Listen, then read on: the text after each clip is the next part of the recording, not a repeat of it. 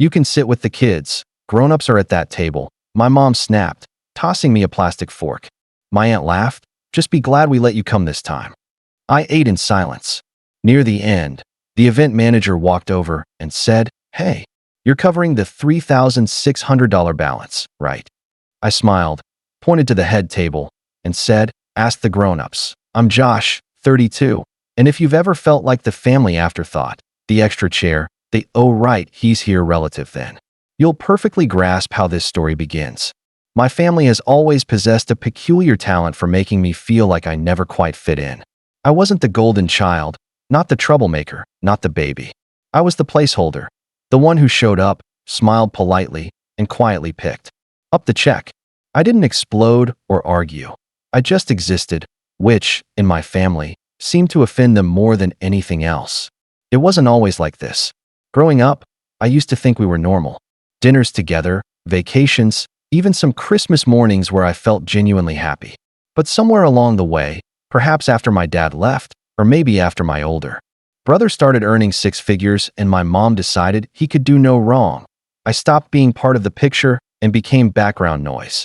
I moved out at 19, put myself through school, and steadily climbed the ranks at a mid-sized logistics firm. Now I earn a good income, but you'd never know it from how they treat me. If anything, the better I did, the colder they became. As if success was something I wasn't permitted to have, or worse, something they were entitled to benefit from without acknowledging the effort I put in. The latest slight arrived wrapped in white linen napkins and a $3,600 bill. My cousin Melanie, my aunt's youngest daughter, was having an engagement dinner, not the wedding itself. Mind you, just an engagement dinner, because apparently proposing with a ring you could probably spot from space wasn't enough of a spectacle. My aunt, who has never uttered a kind word to me that wasn't about borrowing money, declared it would be a family-sponsored event, which, in our family's code, translates to Josh is paying for it. I discovered I was invited not through a call or a text, but via a forwarded email. No greeting, no hope you can make it, just the time, date, and location, with a passive-aggressive "don't be late" added by my mom. I stared at the screen for a while, debating whether I even wanted to go. I hadn't seen most of them in over a year. The last time I did, my mom introduced me to a friend as the one who's still single, still renting, and still doesn't visit. Enough. She said it like a joke. I didn't laugh. Yet, despite every fiber of my being screaming "stay home," I went. I don't even know why. Perhaps some small part of me still hoped they'd acknowledge me. Or maybe I just wanted to prove to myself that I was beyond caring what they thought.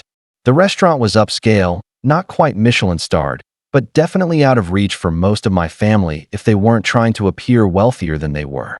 I arrived 15 minutes early in a navy blazer and pressed slacks, aiming to at least look like I belonged. The hostess asked for my name, then gave me a puzzled look before handing me a plastic wristband. "Buffet wristband," she said, gesturing to a small corner near the back where a few silver trays sat under dim lighting. I blinked. "Isn't this a seated dinner?" She checked her list. "You're with the Gomez party, right? It says here you're on the kids list." I offered her a tight-lipped smile, thanked her, and made my way inside. The room was bright, filled with laughter and clinking glasses. Long tables were arranged in a U shape around a flower-adorned centerpiece where Melanie and her fiancé were taking photos. At the head of the U was the grown-up table, reserved for the so-called inner circle. My mom, my aunt, my brother and his wife, a few extended cousins, all seated, all sipping champagne. My chair wasn't there. "Josh, over here," my mom called, waving like she was hailing a cab. She gestured toward a fold-out table with uneven legs in the back, surrounded by teenagers and younger cousins. "You can sit with the kids. Grown-ups are at that table," she snapped, tossing me a plastic fork still wrapped in a thin napkin. I stared at it. My aunt, Linda, the one who still owes me $2,000 from 2019, burst into laughter. "Just be glad we let you come this time," she said, twinkling with mockery. I didn't say a word. I took my seat. The conversations at my table revolved around TikToks, college rejections, and who vaped behind the school gym. I sipped my water and nibbled on dry chicken that had clearly been sitting out too long. No one from the head table came by. Not once. I was invisible.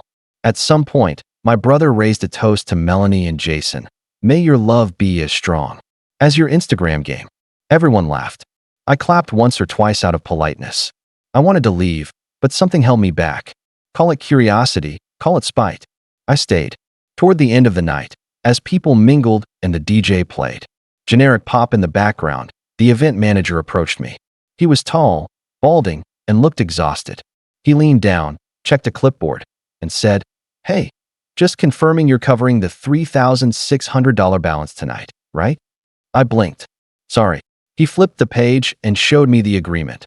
$1,500 deposit already paid, and the remaining $3,600 is due by close.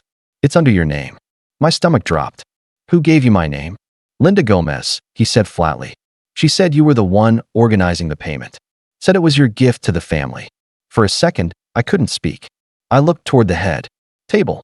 My mom was laughing, swirling wine in a glass while my aunt patted her on the back. I wasn't even surprised. I just felt empty, then calm. I smiled, stood up slowly, and pointed toward them. "Ask the grown-ups," I said. The event manager raised an eyebrow. "So you're not?" "No," I cut him off. "I'm just the guy with the plastic fork." He stared at me for a beat, then nodded once and walked off. I gathered my blazer, straightened the sleeves, and calmly walked out the side door, unnoticed, unmissed. I didn't go home right away. Instead, I sat in my car across the street with the engine off and the windows cracked just enough to hear the low thump of bass from inside the venue. I watched through the windshield as servers carried trays of half-eaten cake and glasses of Prosecco, as families posed for one last round of photos in front of the banner that read, "Forever starts now." It was almost poetic. A room full of people celebrating love and family while simultaneously ostracizing one of their own, as if it were a group tradition. I should have been angry. I should have felt some massive, burning surge of betrayal. But the truth is, I didn't feel much of anything at all. Just tired. Tired of playing along. Tired of swallowing my pride for people who saw me as a wallet, not a relative. My phone buzzed once. A message from my brother. "Nice of you to leave early. Mom says you're being dramatic again." I let out a dry laugh. Dramatic, right? As if being treated like a second-class citizen at a party you weren't even properly invited to, then being slapped with a $3,600 surprise bill, was just part of the family fun. That was the moment something in me finally clicked. Not a snap. More like a quiet shift, a decision. I pulled up my banking app and scrolled to the shared accounts I'd foolishly agreed to help manage years ago. You see, while my family had a habit of mocking me to my face, they had no issue linking their problems to my name behind closed doors. My mom's utilities under my account. She said it was just until she fixed her credit. My aunt's emergency. Dental surgery. I'd co-signed the loan. My brother's second honeymoon after blowing the budget on VIP upgrades. My credit card. They always said they'd pay me back. They never did. So I froze them. Not out of spite, but out of clarity. I went one by one. Electric, gas, cable, mobile phones. All the accounts I was quietly paying for because family helps family. I turned them off, canceled them, removed my name, and in the cases where I could, scheduled official account closures. Then I opened a new bank account under a different branch and began transferring my funds out. Every single dollar gone from anything they could access. Then came the part that felt just right. I called the event venue. A polite woman named Clarissa answered. I told her I'd been listed as the payer for a dinner I never agreed to host. I asked if there was a signed document under my name. There wasn't. "Ma'am," I said calmly, "I never authorized that charge. I won't be paying it. And if my name is used again without consent, I'll be getting my lawyer involved." Clarissa stammered, apologized, and said she'd take it up with the woman who made the booking. I thanked her, hung up, and finally drove home. The fallout started the next morning. 7:12 a.m., my phone buzzed. A group text. "Josh, the venue says the payment bounced. What's going on?" 7:29 a.m., my mom sent a separate message. "Why are the lights not working? Did something happen with the electric bill?" 7:34 a.m., Aunt Linda. "I'm being told my credit is frozen because of you. This is completely unfair." By 8:15 a.m., I had 27 unread messages, 3 voicemails, and 2 missed calls from my brother. But the real panic set in when Melanie, the bride-to-be, called me directly. I almost didn't answer, but curiosity won. "Josh," her voice was already tight. as if holding back tears. I'm so sorry about how you were treated. I didn't know they put your name down for the bill. It's just the venue won't release the photos until we settle, and they say your name's on the account. Could you maybe just cover it, and we'll sort it out later? I paused. I sat at a fold-out table, Mel. I said, my tone flat, with a plastic fork. You posted 100 photos, and I wasn't in one. Why would I cover it? She sputtered. I didn't mean to exclude you. I swear it was my mom and Aunt Linda, and ask the grown-ups, I said, and hung up. That night, my phone blew up again, this time with a different tone. My mom started with guilt. I raised you better than this. Don't punish everyone for one silly misunderstanding. Then came my brother. You're overreacting. They're old. They joke around. Don't ruin the family over this. But then Aunt Linda escalated. If you don't fix this, I'm telling people you committed fraud on my accounts. That was the final straw. I screenshotted every email and document showing her consent, every form she signed when I co-signed that loan. Then I sent them all to her, to my mom, and for good measure, to my lawyer, who I CC'd with a polite note. Hi, lawyer's name. Just making sure you're aware of the threats being made toward me in relation to shared financial accounts. Silence for 2 days. Not a single word. Then the apology text trickled in. Weak. Once conditional. Once. Sorry if you felt excluded. We didn't mean to make you uncomfortable. Let's just talk this out. But the best message, the one that truly made me sit back and smile, came from Clarissa, the event manager. She forwarded an email from my aunt, frantically asking to put the remaining $3,600 on her own card. It bounced 3 times. According to Clarissa's note, the balance is still outstanding. We've begun adding late fees. I leaned back in my chair, sipping coffee, and felt a strange peace I hadn't known in years. I wasn't the wallet anymore. I wasn't the placeholder. I was just done. And then, just when I thought it was over, just when I was getting used to the sound of silence, a knock came at my door. It was my mom, red-faced, eyes puffy, holding an envelope. And that is where things really started to unravel. I stared at the door for a long moment before opening it. There was a part of me, small, childish maybe, that still hoped this was going to be the moment. That my mom was going to say something real. Something like, I'm sorry. We treated you horribly. We took you for granted. We were wrong. But the moment I opened the door and saw her face, I knew better. She wasn't here for reconciliation. She was here for damage control. Josh, she said, giving me a tight smile that didn't reach her eyes. Can we talk? She held up the envelope like it was some kind of peace offering. I didn't say anything, just stepped aside, letting her walk in. She moved like someone who owned the place, like this was still her territory, even though she hadn't visited once since I bought it 3 years ago. She sat on the edge of the couch like she was perched on a throne that didn't fit her anymore. She handed me the envelope. I opened it, expecting a handwritten note or a check. It was a printout of the venue invoice, unpaid, $3,600 plus a $400 late fee. I looked at her. She cleared her throat, clasped her hands like she was praying, and gave me this carefully rehearsed sigh. I know things got tense, but this has gone too far, she began. We're family, Josh, and families don't punish each other. Like this. I said nothing. She continued, your aunt's credit is frozen. Your brother can't use his business card, and Melanie's crying every night because her photos are being held hostage. And for what? Because someone made a seating chart error? I raised an eyebrow.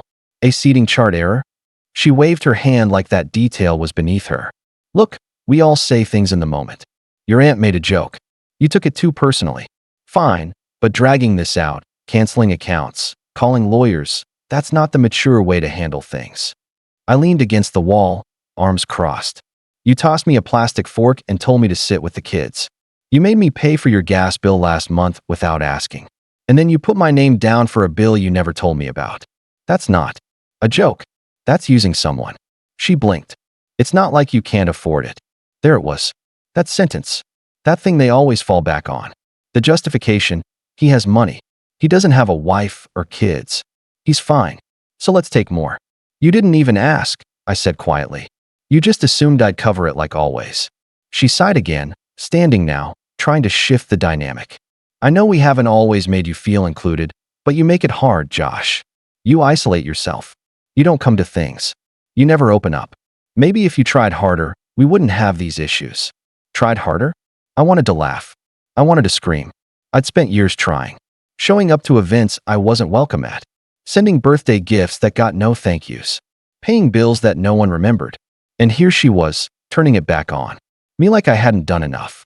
Instead, I just looked her in the eye and asked, if I had said no to the bill before the dinner, would you have uninvited me? She didn't answer. Her silence was all I needed. She tried to pivot. Look, I don't have the money to pay this. And neither does your aunt. The venue's threatening legal action. You want Melanie to start her marriage in debt. I tilted my head. So you do want me to pay it? No, she said, too quickly. I'm asking you to help, to do the right thing. I stepped forward, took the invoice, and slowly ripped it in half. Not out of anger. Deliberately. Slowly. A controlled break. Her mouth fell open. Josh, I'm not your wallet, I said, my voice low but steady. I'm not your safety net. I'm not your scapegoat. I'm your son. But I don't think you've seen me that way in years. She scoffed. So what? You're cutting us all off? Over a party. I shook my head. Not over a party. Over a pattern. When I'm finally done participating in. She stood frozen for a moment. Then, as if she couldn't handle being on the back foot, she reached for the classic script. The one she used when I was a teenager and didn't want to lend her my paycheck for groceries she never bought. You think you're so perfect, huh? You think money makes you better than the rest of us? You're just bitter. You've always been bitter. I nodded. Maybe. But I'm not broke, and I'm not begging my son to fix a mess I created. That one landed. She stepped back like she'd been slapped. Blinking too fast. Get out, Mom. She opened her mouth again, probably to say something sharp, something designed to cut, but saw the look in my eyes and stopped.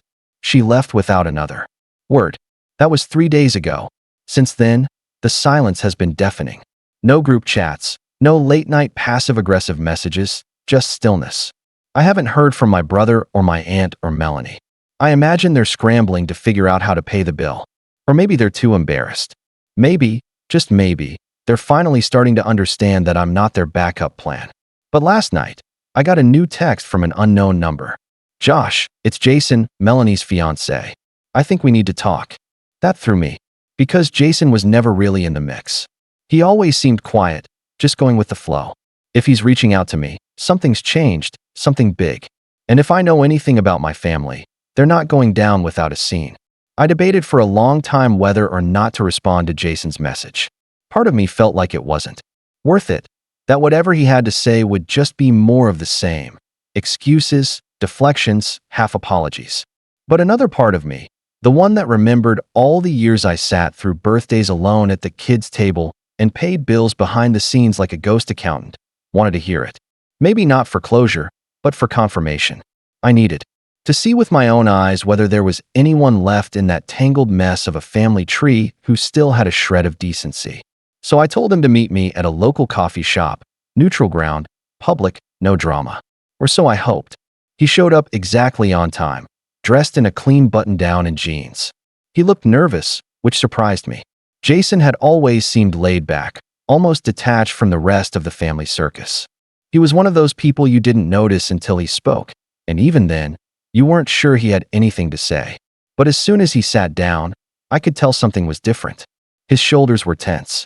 His hands clenched the coffee cup like it was anchoring him. Thanks for meeting me, he said quietly. I nodded, waiting. He looked around like he wanted to be absolutely sure no one else could hear, then leaned in slightly. I just need to say something. I didn't know. Like, I truly didn't know what they were doing to you until recently. I said nothing, letting him keep going. When Melanie first told me about the engagement party, I thought your name was on the invoice because you offered. She told me you were covering it as a surprise gift. That's what your mom and Linda said too. I didn't question it. He shook his head. But after the party, when everything blew up and I saw how upset Melanie was, I started looking through the emails. I saw the invoice changes, the name edits. The part where your aunt forwarded your contact info to the venue without your permission. My expression didn't change, but something in my chest tightened.